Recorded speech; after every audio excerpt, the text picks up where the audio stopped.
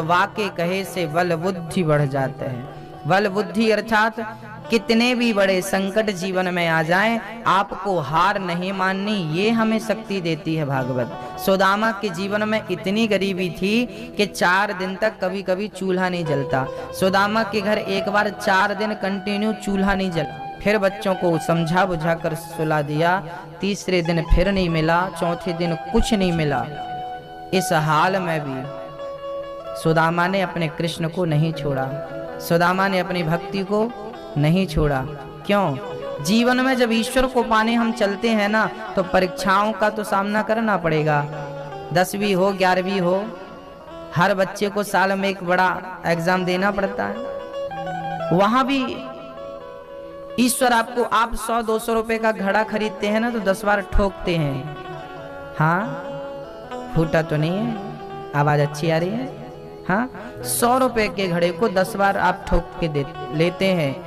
सोचिए, भगवान आपको अपना दर्शन देगा, भगवान अपने हृदय से लगाएंगे, तो क्या अपने भक्त को ठोक बजा के नहीं देखेंगे कि ये मेरे योग्य है या नहीं? क्या हम ईश्वर के योग्य हैं? इसका भी तो भगवान ठोक बजा के हमें यकीन करेगा ना। पहले कच्चे हैं कि पक्के हैं, वो देखना है। सुदामा को अब भगवान का दर्शन होने वाला था। सुदामा को भगवान ने अपने आसन पर बिठाया, अपने नेत्रों के जल से चरणों को प्रक्षालित किया। अब बताइए, जिस भगवान ने सुदामा के लिए अपनी सिंहासन छोड़ दी हो, और जिस सुदामा के चरणों को अपनी गोद में रख के सहलाकर अपने नेत्रों के जल से चरण धुल दिए हो, क्या उस सुदामा को 4 दिन भूखा रह करके क्या ईश्वर उनकी परीक्षा नहीं लेते? भगवान की भक्ति तो करो, पर शर्त यह है कि प्रबल विश्वास के संग करो। विश्वास डगमगाना नहीं चाहिए, डोलना नहीं चाहिए।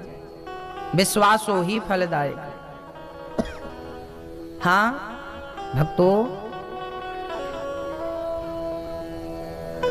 भागवत श्रवण करने वाले भक्त यदि कोई मन में कामना करके बैठते हैं, कोई संकल्प लेकर बैठते हैं और 7 दिन तक नित्य प्रेम पूर्वक कथा श्रवण करते हैं सच्चे भाव से, तो 7 दिनों में ही ठाकुर जी उसकी बात सुन करके जो संकल्प उसके मन में होता है, बहुत जल्द उस संकल्प को भगवान पूरा कर देते हैं। आपके अंदर यदि कोई भी कामना हो तो कामना कर लीजिए मन में, वो कामना भगवान निश्चित पूरी करेंगे। और हमें तो ये भी मान लेना चाहिए, आप किस प्रकार की संतुष्टि कर सकते हैं वो भी मैं आपको बताता हूं। गीता में लिखा है, ये यथा माम प्रपद्येतांस तथैव भजाम्यहम्। भगवान कहते हैं कि जो मेरी भक्ति करता है उसका पूरा पालन मैं करता हूं। एक मलूक नाम के संत थे,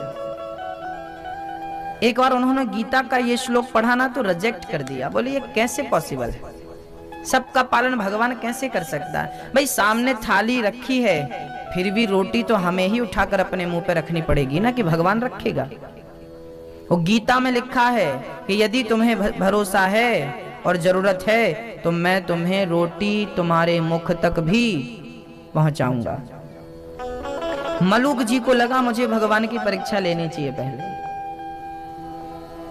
देखना चाहिए कि जो लिखा है सही है या गलत है।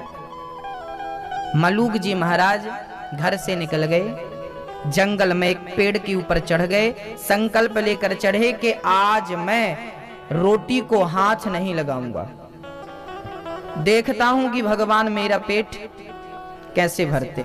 24 घंटे में एक बार किसी न किसी प्रकार से ईश्वर भोजन देता ही देता है। अब मलूक जी पेड़ पर चढ़ गए, अपने दोनों हाथ पीछे कर लिए, आज मैं कुछ नहीं खाऊंगा। सुबह से शाम हो गई पर कुछ नहीं खाया। पर भगवान तो भगवान थे ना, मेरा भगत भला भूखा कैसे रह सकता है? तो शाम के समय पे ना वहां एक बूढ़ी माँ गाय चराने पेड़ के नीचे बैठ गई, साथ में रोटी अचार लेकर गई थी। वो माँ बैठी थी, तभी उसी समय रात को गांव में चोरी करके कुछ चोर उसी पेड़ के नीचे अपना बंटवारा करने बैठे जंगल में। इतना तुम, इतना तुम, इतना तुम। एक चोर बोला यार बड़ी भूख लगी है, खाने को क्या मिलेगा? देखा तो तुम्हें पकड़ने की, हमें जहर भरी रोटी खिला के पकड़ने का कार्यक्रम है। एक चोर ने चारों तरफ टॉर्च मार कर देखी, कौन है भाई कौन है, कोई नजर नहीं आया। एक ने ऊपर देखा तो मलूक जी उसी पेड़ पर बैठे। अच्छा ये बैठा है, उतर नीचे। मलूक जी बोले हम नहीं उतरेंगे। उतर। दो चोर गए, जबरदस्ती उतारा।